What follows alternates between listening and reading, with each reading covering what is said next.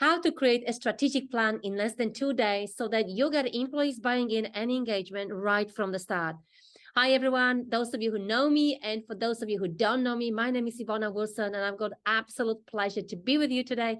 I will be the host and the trainer in this session. So if you are someone who wants to reinvent your business and take a new direction as a result of those challenging times, this video is for you.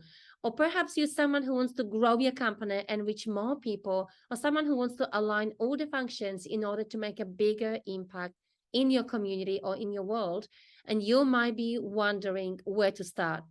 So look, the purpose of this video is that you'll learn how strategic planning using participation from your employees can help you with taking your organization to the next level. So the first question I have for you is really, what is strategic planning? What is the definition of a strategic planning? This is a very short definition, but I really, really like that. Strategic planning is a clear roadmap that shows you how to achieve organizational alignment, agility, and growth. And the key words is really alignment, agility, and growth. So here is what we're going to cover today. So first of all, we're going to talk about what are the main benefits and who are the main beneficiary from strategic planning process. Then briefly mention about my credential and my backgrounds. We talk about some facts relevant to our conversation, why this is important, and what are the 3 stages in strategic planning. So let's just dive in. Who is it for? Who can widely benefit from the strategic planning process? Well, this is also where most of our clients are at. They are either at the TL1, they are the leaders, executives, the CEO, the key stakeholders, or they are at the tier 2, they are those functional managers, especially that happens for a large organization. And then tier 3 is really any other team manager and team member. So strategic planning benefits really any type of organization, whether your organization is a business, nonprofit, government agency of any size, any nature, any industry, any location, and so on. The key to using strategic planning based on participation is that you have people and you already recognize that the crucial access to your success is through your people. So typically, when we start to develop a strategic planning, we start with the tier 1, and then we cascade down the givens and strategic directions to tier 2, and then tier 3, if it's a large organization. The idea is that you need to make the process relevant to everybody in a function, and also you create alignment, organizational alignment between all of your strategies by making sure that everyone knows what goals to focus on and how every team member and every team fits into those overall strategies.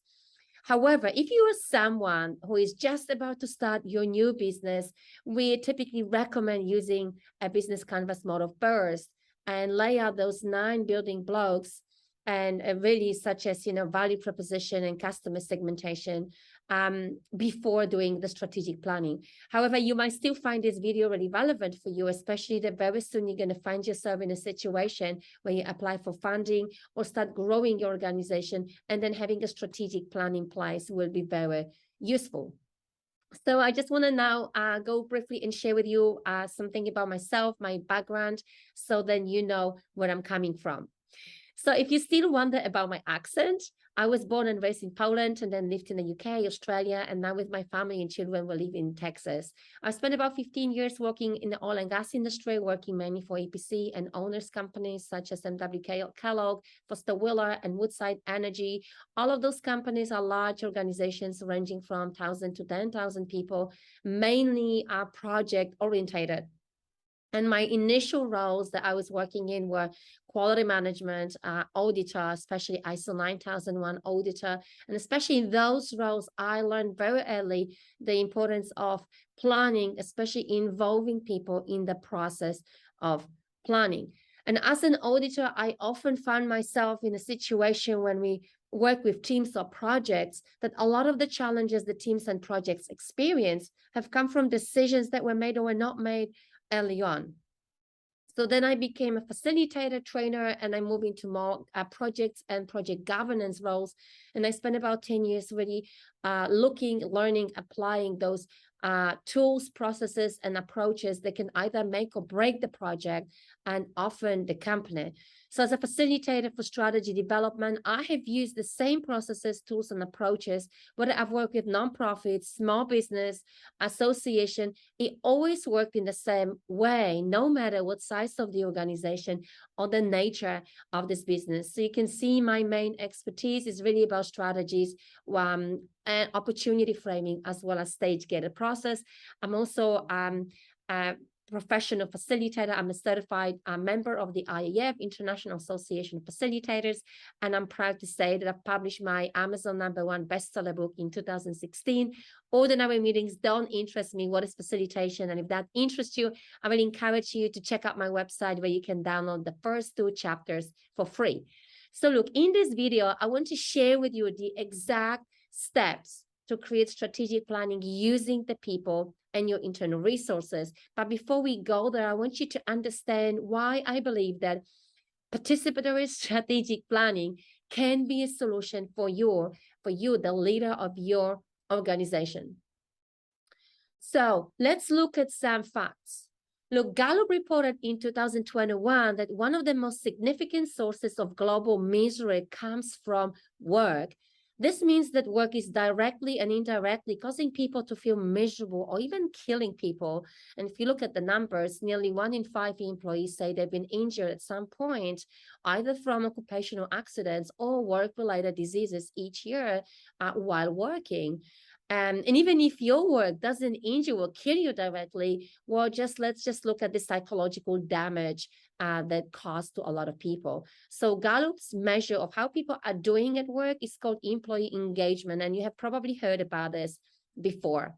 So employees generally fall into one of the 3 categories. They are either thriving, they are engaged, they are disengaged, they are indifferent, or they're miserable, they actively disengaged. So in 2021, the study published and found that only 20% of employees are currently thriving, they're engaged, while 62% of them are disengaged, they are indifferent, they don't really care which way you're going, and 18% are actively disengaged. So what does it mean? Well, people who are engaged are generally more enthusiastic, positive, productive, they enjoy their life, they really enjoy to be around, they feel cared for and respected. And those engaged employees have usually much more fun and laughter and respect at night. And I think you know what I'm talking about. And what is really important, they are highly productive individuals that everyone wants to employ. On the other hand, the disengaged people or actively disengaged, they are quite the opposite. They have low energy, they are unproductive, often resentful, even angry. And they often value their experiences, their life as worse, with more anger, stress, pain, worry that they experience on day-to-day basis. So being an engaged employee impacts not only your team, your project, or organization, but also the employees' families and environment around them. So you can see how having your emotional needs met at work changes everything, okay? And therefore, it is in leaders' interest to make employees engage, as it affects organizational productivity results and also the health of the society that we live in. So the question that I have for you right now is, how about we as leaders become responsible for getting all employees, everyone engaged at work, which would make not only our company great, but also our lives around better. So what does it take to make that change? What does it take to go to that level? I would say whenever it comes to a change, what does it take is really the 2 things. It's the willingness to go through the change and also the knowledge on how to do it. So we're not going to cover in this video, how to influence someone's willingness to go through a change, but let's think about how could we engage employees at work. So when it comes to engaged employee, I believe that engaged employee might not only, they don't only need respect at all time or celebration of their accomplishments, but they also need the definition of their roles, responsibilities, goals, and expectations clearly defined. And we must learn as leaders how to involve your employees in the planning process on a regular basis, how to involve them in setting goals and allowing them to contribute to realizing the vision of the organization in the best possible way. So if you look at how do we plan now, what are the ways the leaders plan, just generally speaking? Look, I distinguish at least 4 ways we can plan. Well, the first one is when external consultant comes and assess the workforce and makes recommendations. The other one, when leaders themselves deciding. Another way is that we don't plan at all. We just wait when something comes up and then deal with it. And then the last one is really involving your teams in the planning process. And if you want to increase your employees' engagement and buying into your vision, you must learn how to involve your teams in the planning process, whether you plan for the future of your organization, your next project, or you just want to have a general operational plan for the next 6 months or so. So the participatory strategic planning is the way for people to take control of their lives and transform the internal and external situation in which they find themselves. Okay, so I want you to remember that definition. So while a consultant may come and make some recommendation about course of action, my role as a facilitator is to guide a group to decide a course of action for themselves. So this is the main reason why strategic planning based on participation results in more feasible plans, and why participants usually feel a lot more empowered to implement those plans. So what is the role of facilitator? Well, facilitator is someone who has no vested interest in the success of your workshop, in your conversation. So generally speaking, we don't recommend the CEO or team manager to lead a strategic planning workshop, because they might be biased in what they see possible for the teams, especially as the organization grows and the number of people increases. And you also want to get involved in shaping the future of your organization. You actually want someone to help with the group dynamics, someone who knows the process on how to involve everyone and help the group to achieve the best outcome. So generally speaking, the facilitator provides the structure, the process, and deals with the group dynamics, and the participants bring the content. So here are the 3 stages in strategic planning. The stage number 1, preparing for the workshop. Stage number 2, creating the workshop. And stage number 3, execution, which means defining the implementation plan. So let's go over each stage so that you know what it's about and what it takes to complete. Right. So the reason why a lot of my clients come to me and they say they struggle with developing and creating strategic planning is that they haven't prepared for this. So the first stage, preparation, my clients often ask me, how do you prepare? How long does it take? What are the key questions that we need to ask? So the stage number 1 is all about preparation, so we can really focus on creation in the next stage. So remember, the purpose of strategic planning is to consciously prepare for a change. Therefore, your planning needs to be very, very careful. So the first thing you need to understand is, assess the reason why you need the strategic planning. Is this an internal reason or an external? Okay, it takes a lot of energy to create a strategic plan. Hence, a facilitator like myself needs to know the real reason to determine what is needed.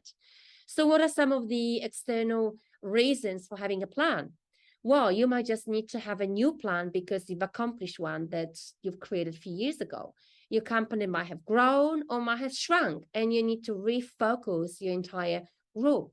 You might have got reduced budget, or you might have expanded your budget. There is a new board member, there's a new CEO, or you've got a new mandate to operate, and you're really looking for that alignment. You can also have an external reason to have a strategic planning, which is, for example, you might have a new funding rules, or there is a government mandate and you need to learn how to respond to that, or there is some new political situation that impacts the existence of the organization, and you need to really review where you're at, where you want to go, and how you want to get there. Okay, obviously you need to be mindful whether it's a tier 1 strategic planning or is it tier 2. You need to be able to clarify the objectives by interviewing everyone coming into the workshop and understanding upfront what are the expectations. Okay, what are people trying to achieve as a result? Because that will also help you to determine how much participation is required and who should be involved. So for example, if this is the board and the leadership group to set up the strategic direction, you need to understand who to involve, what key stakeholders need to be involved, and on what basis. You need to know what is in the scope, whether the leadership already is expecting some initiatives or structural changes or projects, or are we going to spend time to review and reflect upon our purpose, vision, and mission? So all of this you're trying to understand and get ready in stage 1. You then need to really establish the roles and the rules, especially when it comes to whether it's going to be internally or externally led workshop. So I've worked both as an internal facilitator and external one, and there are many benefits and challenges in both roles. And one of them is that if you choose to have an internal facilitator, he or she will be able very quickly to get the planning process going, and they would probably be very familiar with the internal politics and the people participating. However, the same things might be the constraints and challenge for the facilitator to really fulfill the role and be impartial and neutral and really support the group in the process of transformation. But anyway, the choice is yours. I often, as a facilitator, I often advise my client who might be involved, but it's very important to understand that it's the client who decides who will be made available for the entire process and who will only be available partially.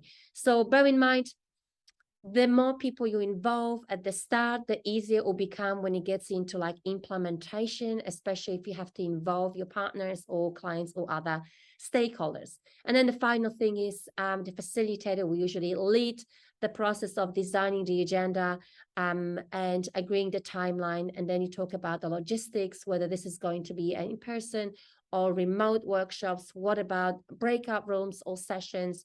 What conversations we need to have, icebreakers, that kind of stuff.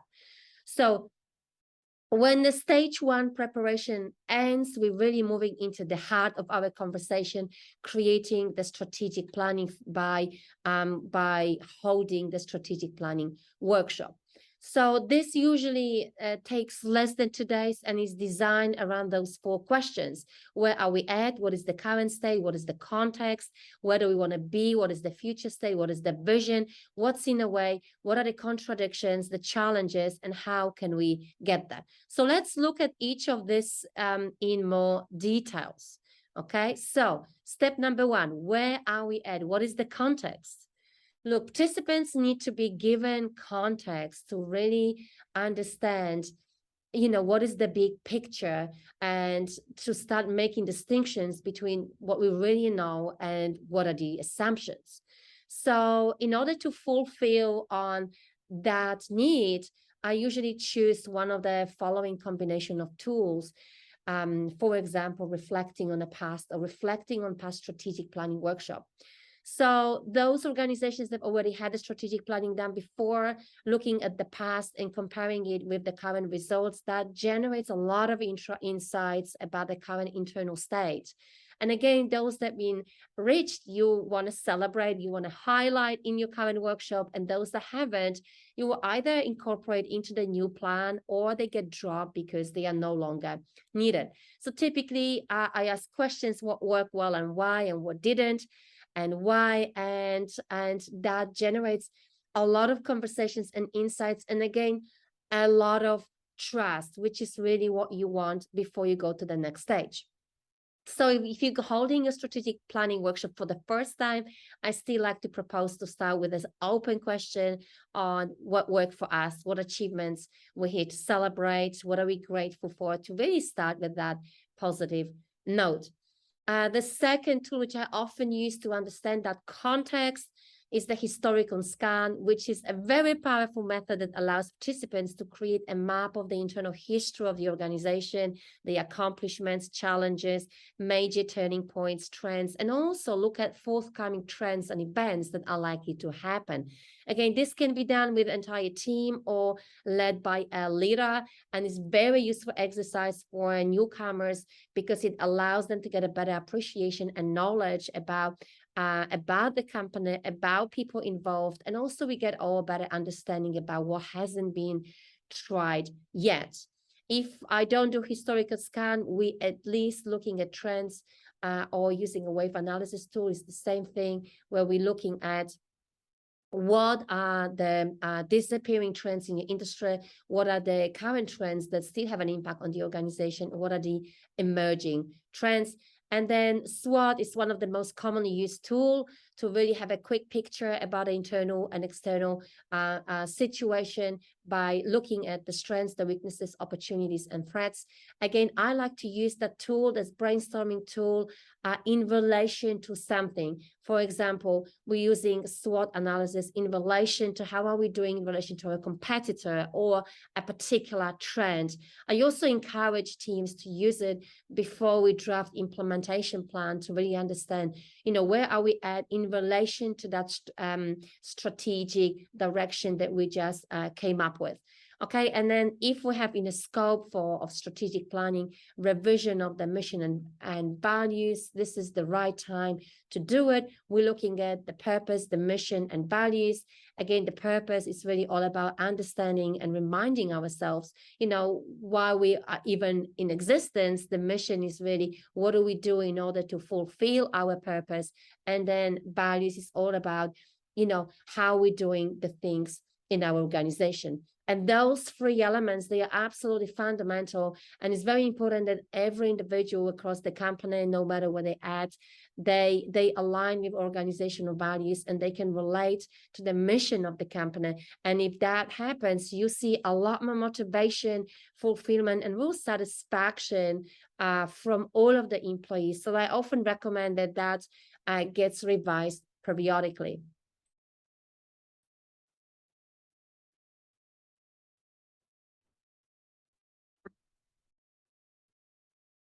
So once we've completed the first stage, the planning stage, we're now moving into the second stage, the strategy planning creation.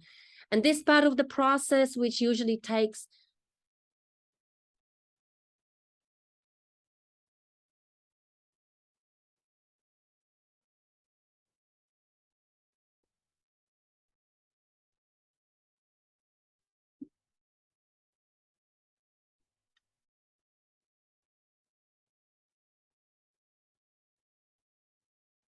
So once we've completed the first stage, the planning stage, we're moving into the second stage, the creation of the strategic plan through a workshop. So this part usually takes less than 2 days and is designed to answer the following 4 questions. Where are we at? What is the current state? What is the context we are dealing with? Where do we want to be? What is the future state? What is the vision? What's in the way? What are the contradictions, challenges and risks and issues? And how can we get that eventually? What are the strategies? So this is the heart of the strategic planning workshop. So let's look at each of these steps in detail so you really understand what they're all about. So the first one, where are we at? Look, participants need to be given context on why they've been asked to participate. If not, they start making assumptions. So the context should provide a big picture, and usually I use a combination of the following tools to really help people to break down the context, and then as a result, create a trusting environment for conversations. So the first one, reflecting on the past strategic planning workshops. For those organizations that have already had the strategic planning done before, we often compare the last strategic plan's goals and objectives with the actual results, which generates a lot of insights about the current internal state. Goals that have been reached, they need to be celebrated, and those that haven't been, they either become incorporated into the new plan or they get dropped because they are no longer needed. So I typically ask 2 questions at that stage: what worked for us well and why, and what didn't and why. And again, we may often do a bit of a small group exercise to increase the collaboration right from the start. So again, if this is going to be your first strategic planning workshop, I would still propose to start with an open question of what worked for us, what achievements we're here to celebrate, what are we grateful for, in order to start with a real positive note. So the second tool, which I often use, the historical scan, is a very powerful method that allows participants to create a map of the internal history of the organization by recording accomplishments, challenges, to major turning points, the trends, and also start to identify forthcoming events that are likely to happen and new trends. This can be done together by the group, but also can be presented by the leader. It's a very important tool, which is very well used by, especially if you've got a lot of newcomers and they need to really understand the history of the organization. They need to understand what's been tried before and really gain a better knowledge about the people and the organization. So if we don't do historical scan, we always do the trends and wave analysis, and this is very similar tools. And it's really all about brainstorming for the trends that are likely to disappear, the trends which are still current in our industry, and the new emerging trends that are impacting our organization. Another one, Swot, is a well-known tool to analyze internal and external environments very quickly. We use it as a brainstorming tool to identify the strengths, weaknesses, opportunities, and threats. And I like to use the SWOT method usually in relation to something. For example, in relation to a competitor or a trend, or I often recommend it as part of the implementation plan in relation to a new strategy. So if clarifying purpose, mission, and values is in the scope of your strategic plan, then this is the right time to look at this. Just as a reminder, purpose is why we're in existence. Mission is what do we do to fulfill our purpose, and values, how do we do things. So these are the three key elements of the culture, and I believe that if all employees can connect to the mission, the purpose, and align with the organizational values, it usually brings a higher level of motivation, commitment, fulfillment. So it is very important not to operate on assumption, but also have that purpose, mission, values periodically revised. Okay, so the second step in our workshop is to come up with a motivational vision for the future. Where do we want to be and who do we want to become? Okay, so we usually suggest having a 3-year vision for the future that is aspirational, inclusive, and practical. Vision, it's a description of what we want to create or develop in the future and who do we want to become. So a vision is not necessarily a goal or set of goals, which is often confusing for people. It's not a mission. It's not a simple statement. A practical vision is a snapshot of the future. It's a description of what the success look like. And I emphasize again, it needs to contain who do we want to become, okay, which is often missing when I look at someone else's strategic plans. And I believe that organization can grow as fast as their team can. So in order to achieve that vision, that we need to elevate the team and the teamwork to the level so the accomplishment of the vision is really easy. When visioning is done well, it communicates what everybody wants for the future. So this is a real fun part of the strategic planning workshop where everyone gets motivated by really hearing from each other, appreciating each other's contribution. And this is one of the most interactive part of the strategic planning workshop. So the third stage is really what's in the way. When we know the current reality, when we know where we want to be, it's all about what's in the way, what are the challenges, and we need to really identify them, name them, and they'll deal with them. So if you're interested in developing transformational strategies, you need to be able to identify, name, and then confront what I call contradictions. Okay, so contradictions are those unmentioned items in every conversation, the elephant in the room, the social truth, the conversation that really no one wants to talk about. Okay, they often become like this accepted norm, but then also they can become the common complaint. So it is often the unmentioned item in every conversation, as I mentioned. And if you are able to identify that, which, by the way, it's the most painful part of your planning workshop, but if you're able to identify that, this is really the key to your future. And this is really the key to create creative strategies. So when people, again, recognize that, it often becomes the leverage, and those contradictions, they relate to structures, policies, norms, the really culture of your organization. For example, the fact that certain people don't get along is not a contradiction, but systematic racial discrimination in a workplace is a true contradiction. So again, what do I mean by contradiction? When I say contradiction, I mean really the irritations in a company, the blame, the lack of resources, the gaps in processes, the issues we're having, obstacles and the root causes, the underlying obstacles, and those contradictions that relate to behaviors or beliefs. So when participants are able to acknowledge the contradiction, when they become visible, the whole transformation process begins. Okay, and if participants get at least as far as identifying the underlying obstacles, the root causes of their problems, they will be able to come up with effective strategic directions. And if they're able to name at least one contradiction, I can guarantee you that they will feel as if they went through a real breakthrough. Okay, so then the fourth step in creating strategic plan is developing those strategies. How can we get them? Again, a strategy needs to aim towards your vision by overcoming a particular block. So the question I always ask my participant is, what do we need to focus on to achieve our vision, considering the obstacles and blocks that are in the way? By the way, not every strategy needs to be bold and new, especially in times of uncertainty. Some things just need to be protected, okay? And you just need to know about that. Okay, so you really come up with strategic directions, goals, and then priorities and actions or roadmaps.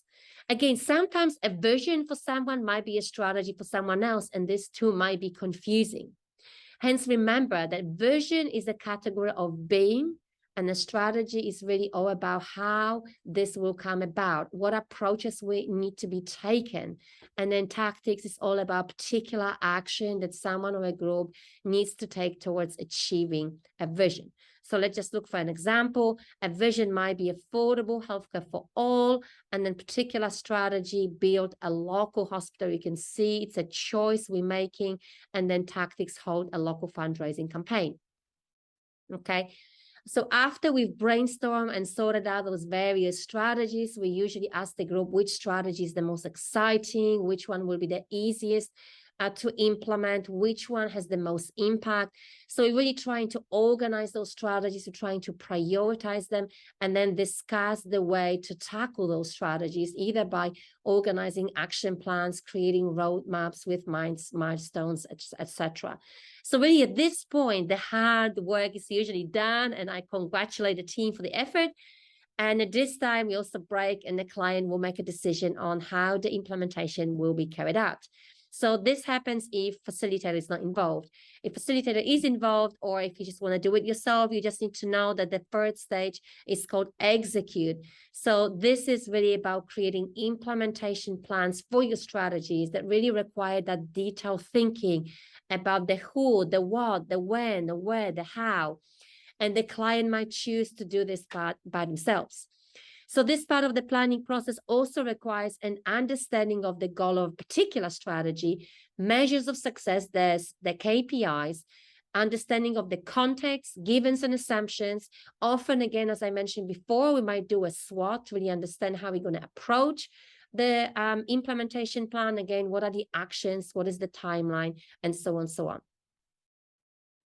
So sometimes implementation of strategy can get complex, and it is more useful to treat a strategy as an initiative or a project. And in this case, I often recommend creating a roadmap with phases and milestones, which might be a lot more useful, especially when it comes to like monitoring and tracking.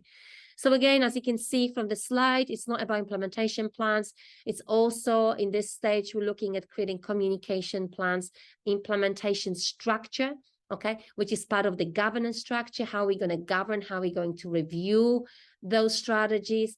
And at what stage we need to get together in order to evaluate, are we still on track? Are we getting what we want to get?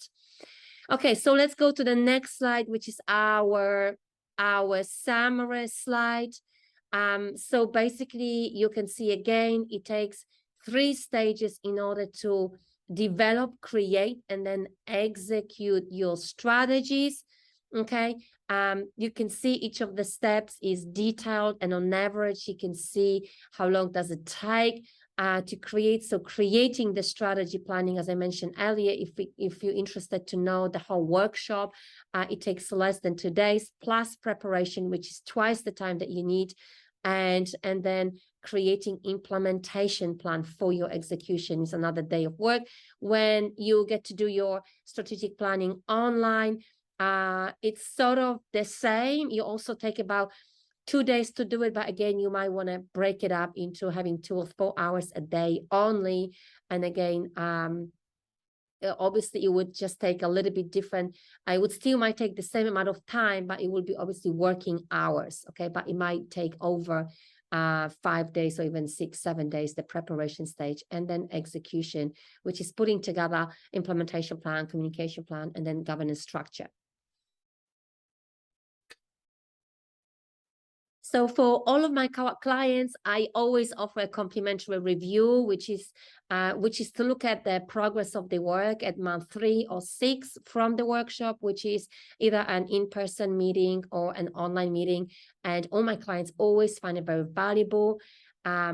So if you want my personal help in implementing everything which I just said, guiding you through all of those stages and then steps within the main stage, the creation stage, you want my help in facilitating the workshop, I want you to click over here to book a call. If you watch that video all the way to this time, I can guarantee you it will be worth it if you just go and go forward to the next step and book a call with me. Just to let you know, what can you expect on this call? Well, I get to ask you questions in order to understand your business, your situation you're in, and find out what are your challenges, what are you trying to achieve, what are you expecting. This is also a good time for you to ask me questions. And I know some of you are really interested to understand, my pricing model. Just to give you some heads up, depending on the amount of preparation work, a 2-day in-person workshop can cost between $5,000 and $10,000. And the prices are very similar for online.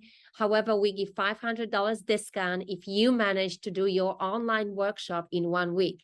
So what I find that a lot of my clients who choose to do their work in 1 week rather than over a month, for example, end up with high success rates. So I want to encourage that approach and offer the discount. Again, included in my price is the preparation work, which includes interviews with all of the participants and report writing. So after the call, I usually prepare a detailed offer, which is sent to you in less than 2 days. Also, I want to let you know that I work with clients not only from the USA, but also from Australia, Europe, especially from Poland and the UK. So if this interests you, do not wait any longer. Just get in touch with me. And just for all of you, thank you for watching and looking forward to working with you soon. Here are my contact details. Feel free to give me a call or send me an email and ask any questions. Thank you again and see you soon.